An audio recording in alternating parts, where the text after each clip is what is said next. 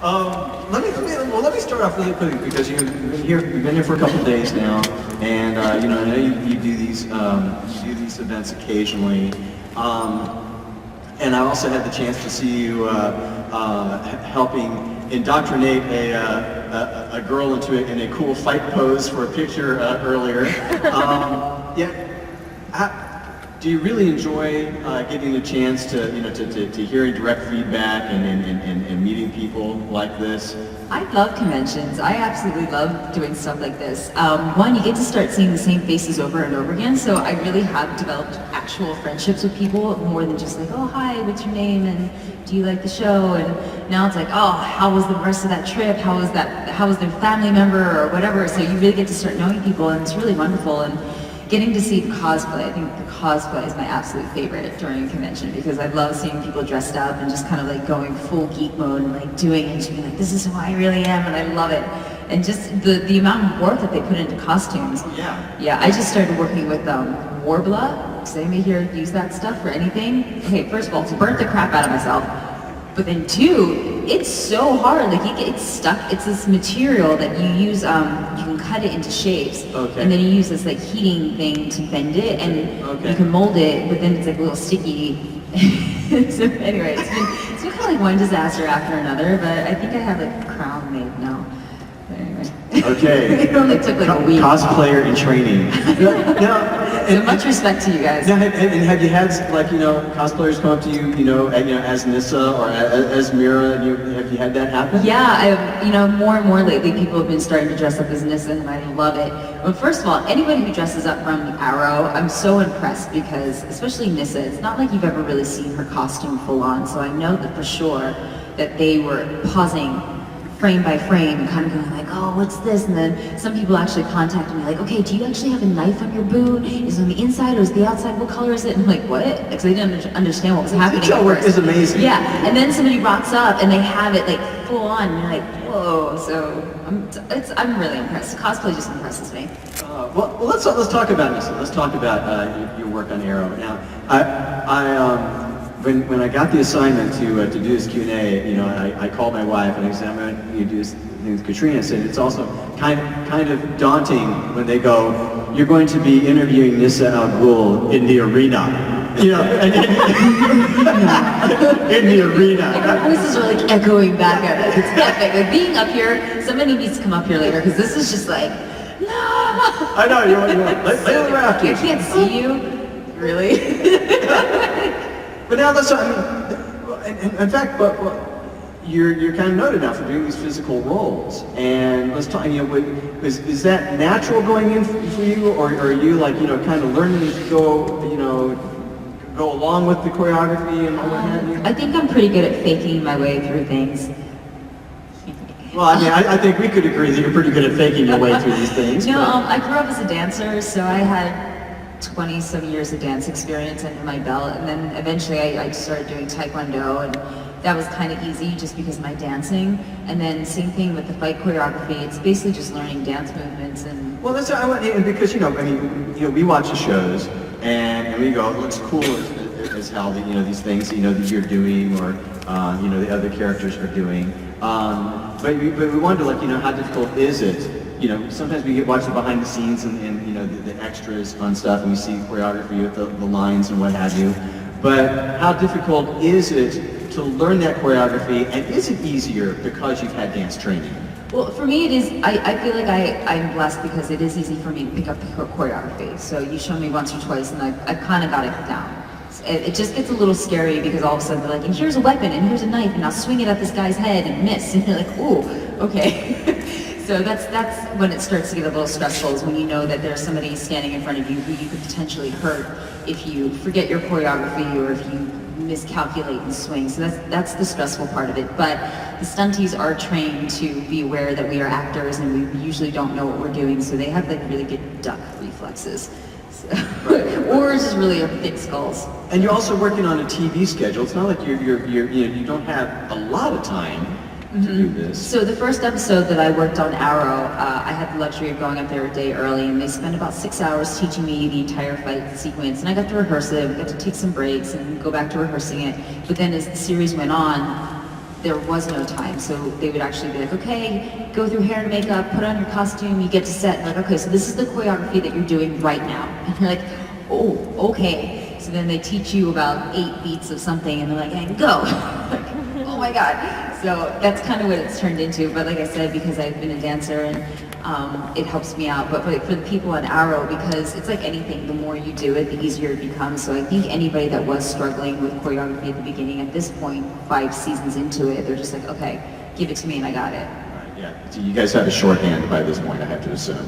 All right, now, and then the other question I've always had for, for actors that now that are, working within, the DC Universe shows or the Marvel shows is that, how much, like when you got the role, you auditioned for this and you get the role, did you like go and like then research Nyssa in the various variations of her in the comic books and what have you? Did you do a lot of that? Okay, so when I first auditioned for the role, they gave me sides. Do you guys know what sides are? It's okay. So for those of you that don't know, it's basically a script and it's a scene, and we call them sides. So they gave me the sides, and I was auditioning for a girl named Greta, which is really random. So I was like, okay, Greta, but she was doing a scene with Oliver, and the scene was, Oliver, I haven't seen you in a while. Where have you been? I'm so angry. So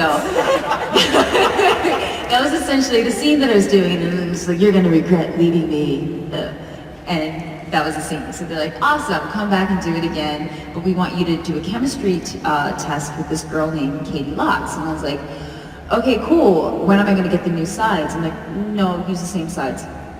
Okay, but I'm like really angry at her and like flirting and kind of like a jaded lover. So like when is she like my sister? Is she my friend? Like what's happening? Like no, just do it the same way as you did it with Oliver. I'm like, okay.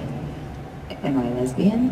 And they're like, we can't tell you that. I was like, okay, awesome. So then Wait, hold on. So in the audition process for Arrow, it's don't ask, don't tell? Yeah, you have no idea what you're going in for. You just kind of go because they know that people want these sides, and so they know the sides are going to get leaked. They know that people are going to be like, oh, I auditioned for this part, and people talk. And last thing they want to do is have people. I mean, some people want them, but most people don't want to be spoiled. So they're just kind of like, let's try to do everything we can to keep all this hush-hush and it's like, secret possible. All right, so then they tell you, maybe you are, maybe you aren't. No, they still didn't. And I was like, okay. So I walk into the audition and there's a whole room full of like dudes, and then there's Katie Lotz standing there, and she turns around, this like beautiful flying blonde hair and these blue eyes, and there was a moment where we just like looked at each other and I was like, let's do this.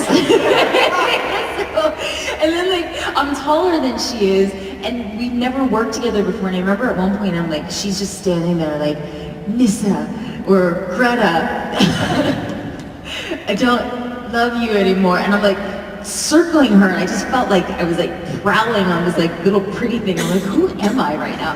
So I was like, what has my life become? But then I guess we had chemistry and they gave me the part. So then I didn't actually find out what part I was playing until TV Guide announced that I'd been cast in the show and I was playing the part of Nyssa Ghul. And I was like, oh. So you read about it, they didn't tell you? No, they didn't tell me. So meanwhile, me and my friends, like all my little like nerd geek friends are like, what part am I? So we're doing all this research and we're like, maybe I'm Lady Shiva. So that's kind of the closest thing we came up with, like between the sides and like description and everything. And then they're like, you're Nyssa Ghul. And there was a moment where we all looked at each other because nobody knew who Nyssa Ghul was. And anybody that was like, oh, I totally knew who Nyssa Ghul was, you're a dirty liar, you went to Wikipedia after you found out. Nobody knew. So, so then basically we did all this research and they kind of gave me like the Cliff Note version cheat sheet where they went through, this is the Ra's al Ghul family, this is the Green Arrow history, this is Talia's history, this is your history with your sister, this is your history, this is the Batman stuff, blah, blah, blah. So they just kind of gave me all this, so I had like a roundabout like Cliff Note cheat or guide to Arrow. Well, because they have all these different universes, different various styles of the characters. So you go, wait a minute, am I the character from the 1940s? Or am I the character from the 1980s? Am I the clone of the character that came back to life? How everybody on that show in particular gets it straight is beyond me. Well, I think the beauty of it is that Arrow, the writers and producers have decided not to go full Bible with Arrow. and they've kind of gone, we're not gonna break the Bible, but we're gonna basically stick to it as much as possible, but we're gonna change it into our world, into our own rendition. So same thing with Nyssa. Her character, technically, according to the books, is 400 some years old. She trained with her father. She's half Russian. She was married. I don't know. Well, actually, no. I don't know if she was married, but she had two kids. They got killed in Nazi concentration camps. She lost her family. Like all sorts of shenanigans happened to her. She's killed Talia 50 times and kept dipping her into the Lazarus pit to bring her back and make her sane again or insane. But she's done all sorts of stuff. So I feel like my version of Nyssa is a lot nicer.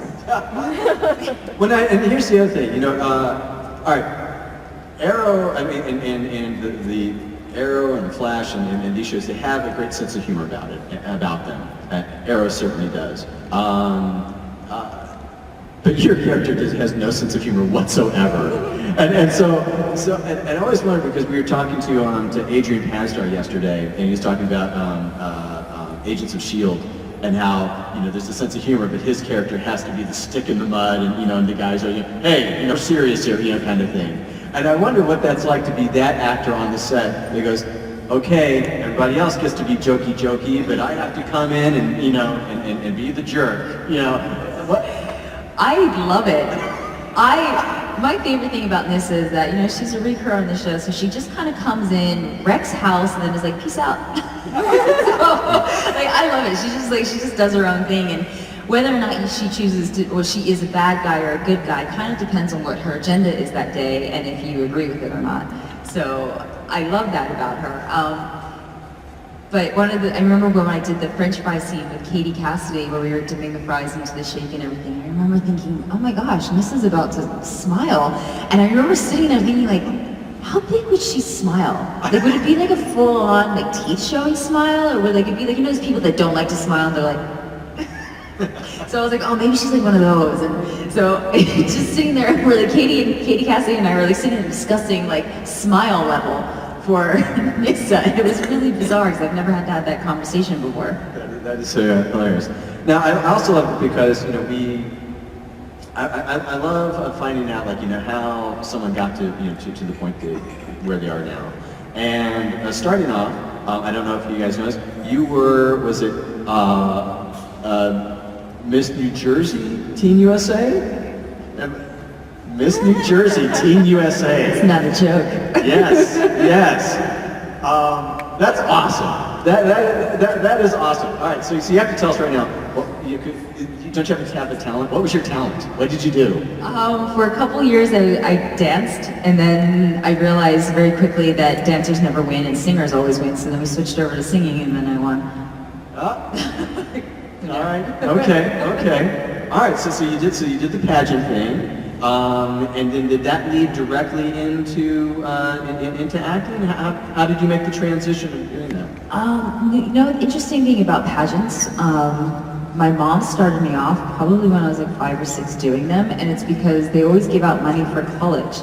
So I actually paid for most of my college with pageant money, and my mom was just when you're 5 and you get $500 for winning a pageant, you put that in the bank for a couple of years, and boom, there you go. So hold on, I just want to really quickly. Are you telling us that you were a toddlers and tiaras? Oh my God, yeah. I had the hair and I had the makeup. I learned how to walk. Holy crap! Nyssa Ghul is a toddlers and tiaras. How awesome is that? No, I love the pageant. Okay, I know people give it a lot of crap, and I can totally understand why. So I'm not defending it, kind of. But there's this really cool thing that develops is that a lot of times I think women growing up don't like other women, or girls don't like other girls. There's always this weird competition thing that happens. And when you're that young, it's like being on a sport team. You just learn how to interact with other girls. You learn how to support them because at the end of the day there's going to be one winner and everybody else is essentially not going to win. And so you have to be happy for those people because in a couple of months you're going to see them again and you're going to be doing the same thing. So I think it really just taught me and everybody that I know, one, how to win gracefully and how to lose gracefully, and then just how to be cool to each other because we're all doing the same thing. And I feel like whether it's pageants or whether it's sports or dance classes or whatever it is, people just find, like, especially young girls find a way to interact with each other more on a competitive level, other than just like, oh, my outfit's cuter than yours, and Bobby likes me and he doesn't like you, then I think we'd probably be in a better place. So that's my opinion. Okay, Peace. all right. Okay, all right. So then you go to school. Yeah. Thanks to the pageantry. Yes, they paid for my schooling. That pays for schooling. You get in there. And then, were you still dancing in school, or did you move into theater in school? No, my guidance counselor basically convinced me that there's no career in dancing. So I was like, oh, how practical. And she's like, don't do that. You should become a physical therapist. And I was like, okay. So then I applied to physical therapy school. I got accepted into a couple, and then, when I was younger, I wanted to be a cardiologist or maybe a cop, so I was kind of all over the board. And then I got to school and I just realized as I was registering, I don't want to massage people's feet all day. I just don't want to do that. It's not my deal. And then so I was like, oh, maybe marine biology. So I was a marine biology major for a year and a half. And then I got into chorus line for a summer stock theater, and it was the first time I ever acted, because I had always been a singer or a dancer, and all of a sudden all three of them together it was just like the sky just opened up and it was my calling. So that was that. And I came back and I switched majors to theater. Okay. All right. So now you're a theater major. You eventually got out of school. Did you immediately go west to LA? Did you go to New York? What did you do from there? No, I started working for a casting company in Pennsylvania and Philadelphia, and then I was, you guys know what a PA is? A production assistant, the people that run around, get coffee and pick up trash and do that stuff. I did that for a long time. My first film that I ever PA'd on was a Nora Ephron movie called Lucky Numbers, and it was with John Travolta. And I remember I saw him for the very first time, and I was so starstruck I couldn't even talk. I was like, I'll take your coffee mug, thank you. And like walked away. It was so awkward. And then, she was really kind to me. She was basically like, hey, we have this spot for little like teenage girls to yell at John Travolta out the car. If you want to be that part, well, I'll give it to you. And I was like, yes. And that's how I got my SAG card. And then 9/11 happened. And then after that, I was like, let me just not be in New York anymore and go to LA. So that's the journey. Okay. All right. So now you're in LA, and then you did it was a web series. Am I correct? Was it The Resistance? Yes. All right, The Resistance. All right. So tell us about The Resistance, because The Resistance then led to Spartacus, I believe. Yes. Yeah. We did this web series called The Resistance. I was cast as one of the leads, and it was this guerrilla kind of style filmmaking where we were breaking into state parks, doing everything illegal that you shouldn't be doing during filmmaking, and hair and makeup was dropping to the ground and rolling around in dirt so we could look dirty. It was really ghetto, but it was amazing. It was one of the best experiences ever. And then eventually Stars saw it, and they were like, oh, we would love to refund you, fund you guys and then refilm it. And they kept me on, and then eventually when they were casting for Spartacus, they couldn't find their girl internationally. They're like, oh, we're gonna open up the casting to the United States. And they were like, oh, let's look at this girl first. And that's how I ended up getting Spartacus, which then led me to Arrow, which led me to Training Day, which is what I'm on right now. So, right. Yeah. Well, yeah, no, it's funny, like, there are a couple different tactics that I think that, degrees of stepping up the ladder of success, and there is just a pure audition, and then it seems like, when I was doing the research on you, that thing of, well, I worked on one show and this guy from that show knew me, or I was in the office and then they said, hey, what about this other show? That seems like how it's been happening for you for your entire career. Yes? It's okay to admit that. Yes and no. I mean, I definitely still had to walk into the room and audition. I mean, Right. Nobody's ever really Just handed it. Yeah, like I haven't been that person that was like, oh, here's this amazing. I definitely had to, they were like, oh, we have this girl, we like her, we like what she does. You still have to audition though. So I'm still not at that point where they're like, let's just give you roles. So I'm waiting. I'm waiting. Well, and I want to, and I think every single person can get a question because we have you. Yes, but everybody I'm else just guessing with the number of people we have. But let's talk about Training Day. All right, this is the series version of the film with the star Denzel and Ethan Hawke. But we have Bill Paxton, who's in the role that Denzel played. Well, yes? it's Training Day 15 years later. Oh, so okay. so essentially right. Denzel has died. He's died. So Okay, there is no more like Denzel character. Guys, he's not playing the same character. But now basically Bill Paxton is the new person who the LAPD is now worried about becoming too much like Denzel, and they would love to stop him before, shenanigans hits the fan again. So Got it. Well, we'll talk because there's been a buzz about this. Is there? Have you heard about it? Yes. That's exciting.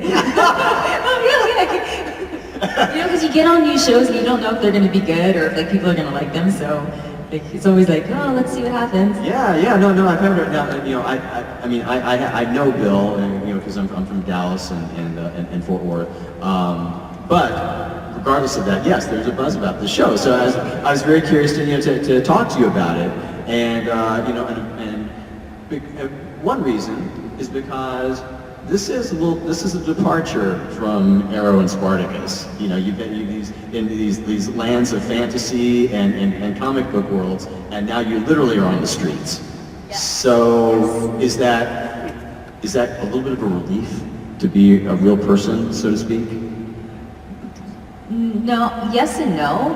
I mean, I love the sci-fi world. I feel so lucky that my resume includes Chuck and Legend of the Seeker and Spartacus and Arrow. I mean, I couldn't ask for a better career and just something that's more fun. Yeah, so you get to play a lot. Yeah, I would love to continue that. But also as an artist, I mean, anybody who's an artist, everybody wants to branch out and do different things. So like as much as I love doing the sci-fi world, I love doing my Hallmark Christmas movies because they're just fun and sweet and nobody dies at the end and nobody gets punched and I get my person at the end of the day. They're trying to make for an awesome Hallmark Christmas movie. I know. Nice in the end. I mean, come on. I know, this just shows up and takes everyone out. Yeah, exactly. An action-packed Christmas. I know.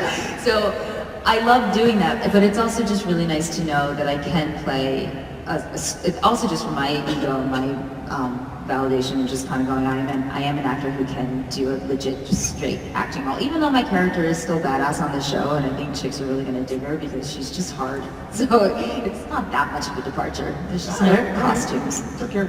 And let's. Do we do the microphone thing here? You guys just shout out? There's one right there. Yeah, we do have a microphone. Yeah. All right. So I'm going to open up for questions, and but I also have lots of questions myself that I'll interweave in. But if we have a question, let's step up to the mic and have at it. And while the first person, because you guys are obviously all rushing to that microphone. Okay, wait. I have a question for you guys. Is that okay? Yeah. All right. So. Turn the tables. I don't know if anybody knows this, but I like doing little dance parties. Yay! Do you guys want to be in a little dance party? Yes! Yeah! Okay, cool. Okay, so then here's the thing.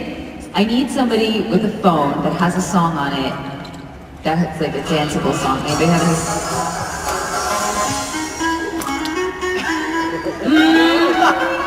Maybe a little more. Tony, our wizard like a behind us, is going, yeah, we got a song for you. Maybe. Not loving it. Not hating it. Not loving it. Like, okay, for example, we did Kesha.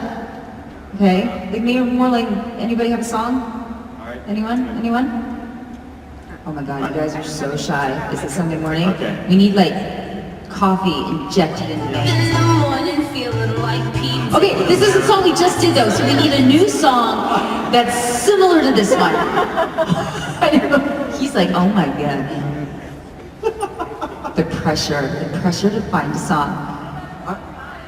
Maroon 5? All right, sure. Why not? Let's see some. Sugar's a good dance one, right? We're going through our iTunes playlist. Is this? This is sugar. Yeah. We can do this one, yeah? Okay. And then, so in a little bit, we're all gonna go right where that mic is, and he's gonna put that spotlight on us, and we're gonna look super cool dancing to Sugar. Okay, and then I'm just letting you know that when you dance, it's one of those things where you have to go like full dance. Like you can't just be like, because then when you watch it later, you just look stupid. So you have to like really go for it.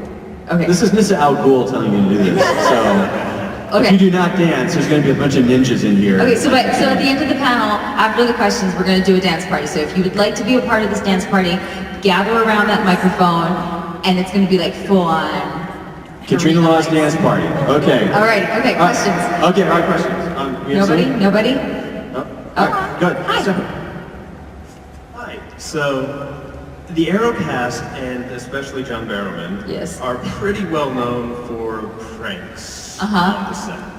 Do you have a favorite or one that you were involved in or anything along those lines? Tell us about the pranks.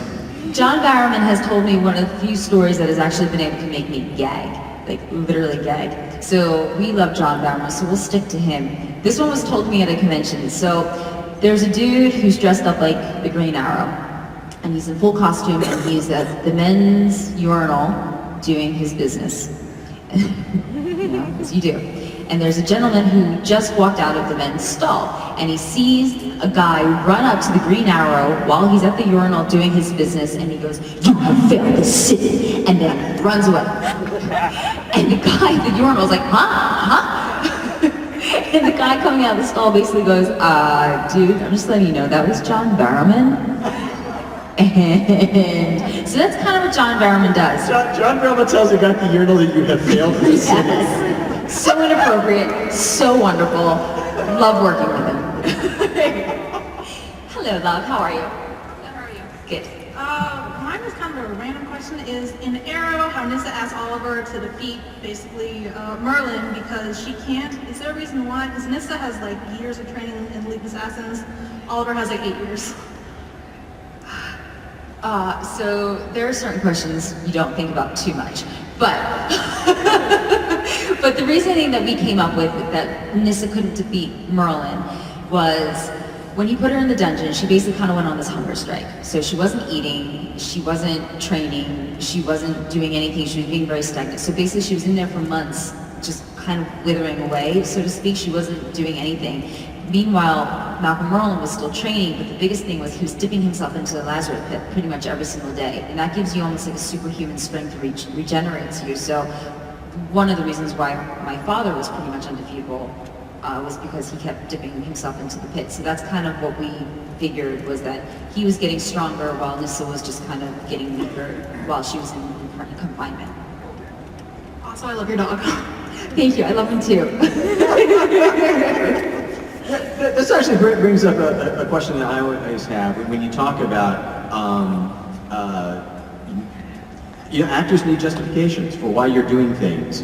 And, when you're on a crazy show like this, those justifications can be stretched. How much of that goes on when you guys are like point over the script and go, okay, can we get the show run, or can we go talk about this?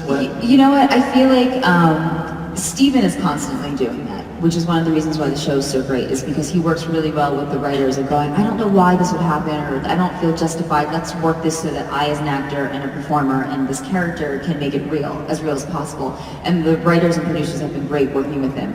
Whereas, I come on and off the show, so I'm just gonna be like, all right, sure, Malcolm can defeat me today. Let's do it. So, so that's just kind of where you have to go, because at the end of the day, you don't have enough time to try to fight your cause, and they have a specific you pick your battles. Yeah, they have a storyline that they want to go with, and you just got to find a way to make it work. Okay. All right. Yes. Hi, thanks for coming over here. I was wondering, what out of all the roles you've had, what was the most emotional for you?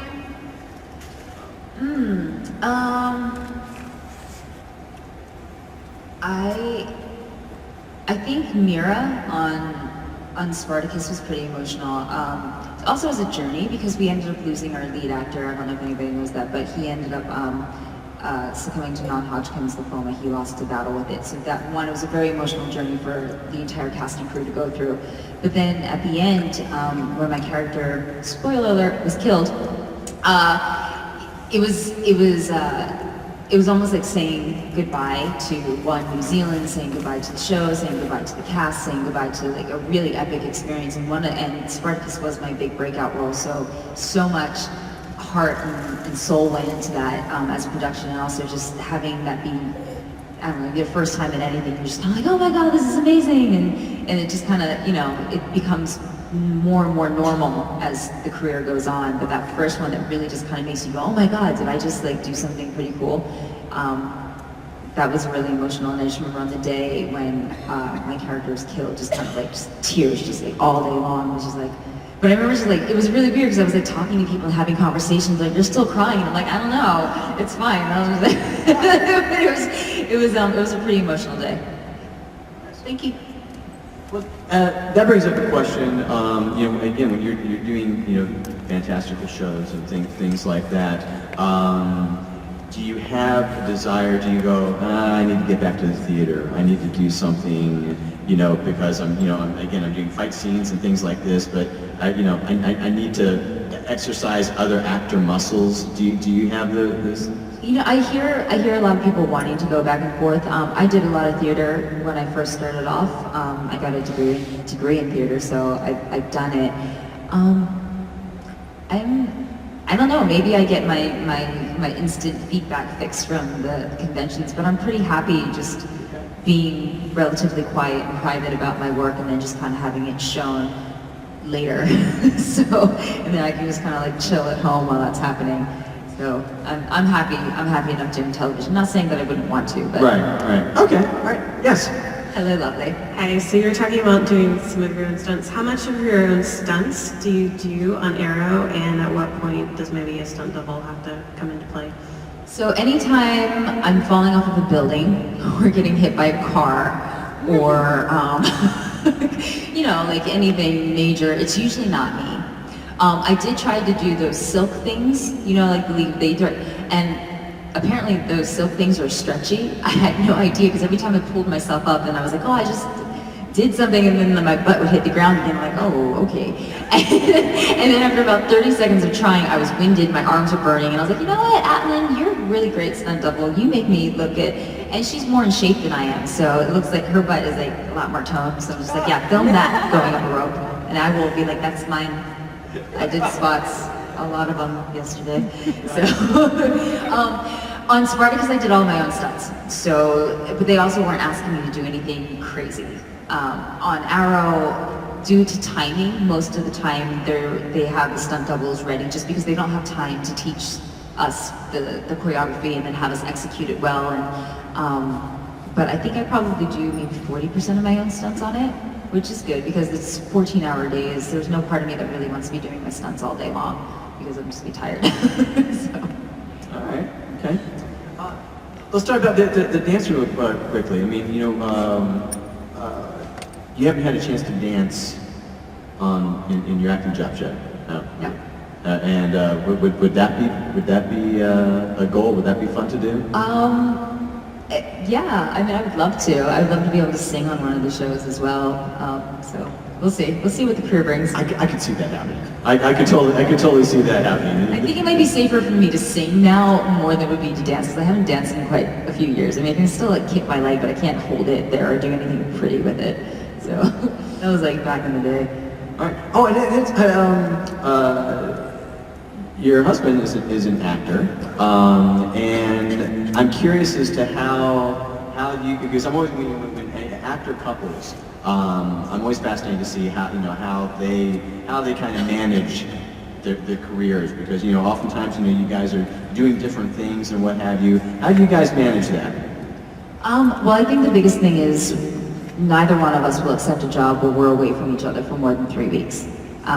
So whether that means he comes to me or I come to him, within 3 weeks, I don't know if anybody's in a relationship here, but if you spend 3 weeks away from each other, lives just start to veer off in different directions, and it's harder and harder. It's harder and harder to come back. So, and the other thing that we love doing is introducing each other to castmates. So, for instance, Keith has spent a lot of time with the Arrow cast, he's spent a lot of time with the Spartacus cast, and he's just starting to get to know the Training Day cast, and vice versa for his jobs. And it just makes it easier when I'm telling stories of like, oh my God, Steven this, and then Emily this, and then John did this, that he knows who they are, so he doesn't feel like the outsider, and also I don't feel like an outsider on his job, so it's very inclusive. And it's just constant communication, just constant. I mean, it sounds so cliche, but it is just, how was your day? This is how my day was, and don't be jealous of it, don't be intimidated by it. And then same thing, because he goes away for jobs too, and every now and then I'm like, I want to be there. So you just have to genuinely find a way to get over your own ego and just be happy for the other person, which is a lesson. Yeah, I mean that has to be a constant process to work on, because But he's so supportive of my career. He's coached me for every job. I got my Arrow job because he coached me because he's also an acting coach. He got me my training day job. He got me my Spartacus job. So obviously he's very much in my corner and wanting me to succeed, or else he could really sabotage some of my auditions if he wanted to. Do this action. I think she'd be. No, it's right, because I've had people send me audition tapes for stuff that I have done, and you can tell when the partner is an actor, because they're off screen, for that videotape thing. You go, well, this so they're getting some help here. It's very cool. You have another question? I don't see anybody. Okay. I got so shy. Holy crap. How much time do we have Okay. left? We have a taker. We have a taker. Hello. Hey. Hey. What was your name again? Clint. Hi, Clint. Nice to see you again. So, Nyssa versus Supergirl, who's gonna win? I think Supergirl would have to dodge a lot of arrows being shot at her. They would have a pretty epic battle, but I think at the end they would just make out. I don't know. So it's a win-win. Yeah, no, Yeah. I don't think anybody has a problem with that. Yeah, Nyssa likes her blondes. So. And also now this is now going back and forth between two shows now, between Legends and Arrow. So now there's there's another universe now that Nyssa has to be a part of, and then you have to figure out as well. But does it really just kind of seem like an extension of like just one big show? I mean, how? Yeah, I think that's the beauty of these 4 shows being merged together and being shot, is each one is very individual. So they all have their individual unique feel and look and style. But it's fun when characters cross over. I know how much the fans appreciate it, and our biggest, most positive feedback always comes from the crossover episodes. And I know how exhausting it is for the actors, because not only they're working on their own shows, but then they're going and doing, so already working anywhere from 8 to 14 hours on their own show, and then that same night or day, they're going over to another show and doing more hours. It is crazy. It's insane the amount of hours that these people work. I'm surprised everybody's healthy. I'm just like, how are you all not sick? But they come back and they're just shattered and completely shattered and exhausted, the same as the crew, but they're happy to do it because they know how much the fans love it. So it's kind of this thing like, oh, it's so tiring and exhausting, but it's so worth it. And how much lead time do you have? How much notice do you have? Because you're not a regular cast member, but you are required to kind of be on call in a sense, I guess. Is it like, do they give you a couple weeks, or is it like show on the set tomorrow? What's it like? Well, it's kind of a little bit of both. They'll say, hey, we're thinking about using you for this episode, and it might be like 3 or 4 weeks from now. And then it's kind of like, okay, you're thinking about it, but are you actually going to? So then there's that, and then it usually comes down to the last minute, like, okay, so you're going to be on set tomorrow, Wednesday, and da-da-da. And then, so it is, it's it's coming, so you kind of have these dates set aside, but at the same time, you don't know when, so your life kind of gets put on hold for a little bit. When you're auditioning for other things, and so then you pass that by them as far as like, the production, like, Well, this is getting into like contracts. So like, yes, for Arrow, when I book training day, because I have a lot of respect for Arrow and I love working with them and we have a really good relationship, we basically worked it into my new contract that I could continue to be on Arrow because I love the character so much and I really want to go back to the show. And my new show was happy enough to accommodate, and then also so were Arrow and Legends of Tomorrow. So it just kind of goes into who has first rights, timing, blah, blah. Oh, to be in demand. Oh, Katrina. It's a hard life, you know what I'm saying? So let me just remind you again, for you guys getting ready for the Katrina Law dance party that's going to happen in about 10 minutes, I think, here. Not just Nyssa, not just being able to shoot the arrows and sword and sword play, but now on training day, now she can also shoot a gun. So I think, I'm just saying, the dance party better be pretty awesome because it's scary. Okay, now let me go back to the very beginning when we started talking about you doing conventions and how how does that work into what you're doing now? You know, do you just like, you go, listen, I've got a free weekend, maybe I'll do this, or, you know, how are we able to get you here? Well, I think like everybody, the conventions, they decide they're going to have a convention and they kind of start reaching out to people to see who's available that weekend. And for this convention, I was signed on, I don't know, maybe 6 months ago, maybe, I don't know, somewhere around that time. So I've known for a while that this was going to happen. But then we always have in our contracts that if we can't get out of work, then obviously work always gets first priority. And Down. yeah, we have so that's why a lot of times people don't have to cancel. So I know it's always disappointing for the fans, and it usually is for the performer as well, because nobody wants to let anybody down. But for instance, on Friday, I was supposed to be released from work at 4, so I could catch my 6 o'clock flight, and then everything just kind of got held over, and then I got to the airport, and my husband was already on the plane, and he's going, they're closing the door now, and I just got to the airport, and I'm like, oh my God. So then I had to wait till 12:30 to get the next flight from LAX to here, and then I ended up not getting here until about 8 o'clock in the morning. So luckily there was another flight that I could get onto, but had to be one of those things where, you know, sometimes it just doesn't work out. But that's... We're glad we got you here. Yeah, I'm glad I'm here too. Yeah. I got to wear my And then another cowboy boots. question, I think we're trying to like it. Well, the other, and then, you obviously, enjoy this and having fun as well. Who have you met at the conventions you've been going to that you've really... Like, Okay, one of my favorite people, I got to meet Captain Janeway. Ghul group, yes.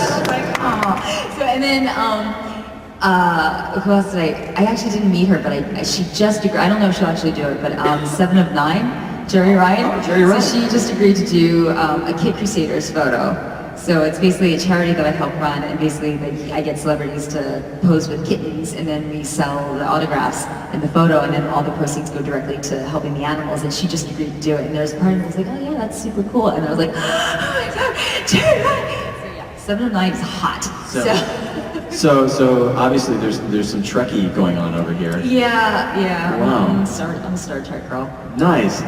So I guess it was fun to have Tim here. He's sitting right next to me. Yeah, you get to He's like, hello. great placement on the seating there. I'm geeking out so hard and just being like, yeah, I know, it's cool, yeah. I'm like doing snapshots with him, like, he has no idea. He just happens to be in the background of each shot. It's so inappropriate, but I love it. And I love it when when you guys when you're working with the charity weather. So let's give a proper shout out to Kitten Crusaders. Kit Crusaders. Kit Crusaders. Mm-hmm. And what does Kit Crusaders benefit? Okay, so Kit Crusaders is a nonprofit organization based out of LA, and they basically help rescue animals out off the streets and out of kill shelters. They get them medical attention that they need, and then help them find forever homes. And the way I got involved with them was I have 2 cats that I rescued of my own, but we had moved into this house that came with 4 alley cats that eventually kind of adopted us and became our cats. And then 2 of them ended up getting really sick, and because 1, I was broke, 2, I had my own cats, I couldn't help them. So I was telling my friend about it, and she was like, oh, well, we'll help you out. So they ended up getting medical treatment for these 2 cats that at the end of the day cost over $3,000, and they never asked for a penny back. And I tried offering them some money, and she's like, no, this is just what we do. And then I was like, well, how do you guys pay for this stuff? And she's like, oh, out of pocket. I'm like, okay. And she's like, some people give us money. And I'm like, well, how much are you in debt? And she's like, oh, $45,000. I was like, oh, that just hurt. So I was like, let me try to help you out. So I thought of a way, and then I got a bunch of my Spartacus friends, and then some Arrow people, and then some other people from different shows to help out. And so far, we've helped them raise $25,000 through just selling photos. And of course, they're still in debt because they just keep taking on more animals, which is just what they do. They can't help themselves, and it's such a beautiful thing. But some of the nicest ladies out there. We had, I was doing an award show, producing an award show, and we had Linda Blair on. And Linda Blair was and this award show was benefiting retinitis pigmentosa. But she has her own, in Acton, California, has her entire house and ranch dedicated to rescuing pit bulls. And Odin's a pit bull. And yes, and so I'm bringing this up because I knew. I totally did my research. And I told her, and I said, you know, I would love for my wife and I will come and help you out. So we show up, and she goes, you guys actually showed up? I said, yes, we, of course. So we're cleaning out, like they had these little homes for each of the pit bulls and everything, so we're cleaning them out and everything. And there's like 3 other guys there. This is the hilarious thing. So we're talking to the 3 other guys that are helping out, and he said, well, why are you guys here? Are you friends of Linda's? And they said, no, we are actually, we've been working with Danny Trino, and Danny told us that we had to be here. That's excellent. I said, okay, I can understand why you're here now, because nobody's going to say you no. do what he tells you Nobody's to do. going to say no to Danny I think Trino. Nyssa is scared of Danny Trino. But so kidcrusaders.com .org. kidcrusaders.org, and we could contribute and help them with their. Yeah. Do you guys know who Julie Benz is? Yeah. Yes, she's on Defiant. She's Yeah. a huge sci-fi chick. She just posed for a cat with a cat too, so her photos are great. Awesome. So Johnny, let's see if we whip up the music and for our Dance party. our